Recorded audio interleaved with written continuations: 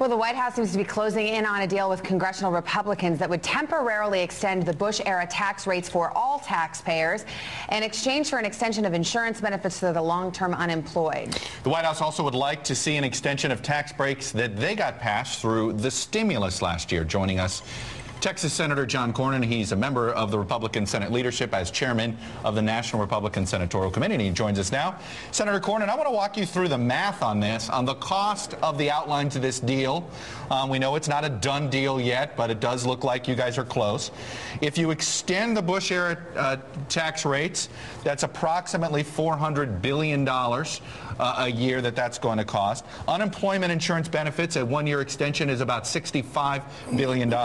And the tax credit extenders on the Obama tax cuts that he wants extended are another $100 billion. That's $565 billion annually.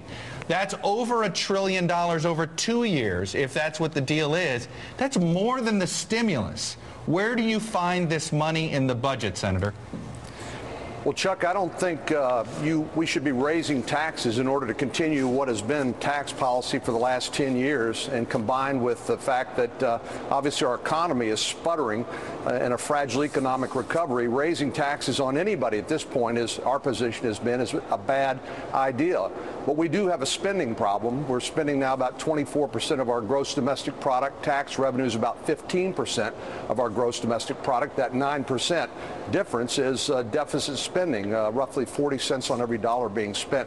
So really what we have, I believe, is a spending problem, not that the American people are undertaxed. And I don't know what this deal will ultimately look like, but the contours of the deal, at least in terms of the expiring tax provisions, could have been had 6 months ago.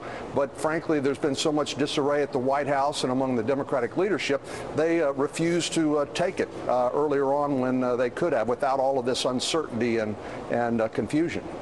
But Senator, you and your colleagues in the Republican caucus have talked about the fact that unemployment benefits to be extended, your problem with it is not to extend them, but that it's not paid for.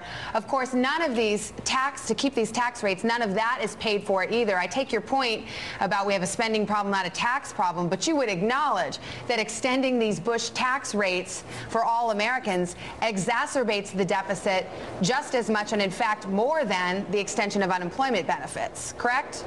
Savannah, I don't agree that extending current tax policy, which has been the law for 10 years, exacerbates the deficit, unless you assume that all of this is the government's money and they just let we, the people, have some of it back.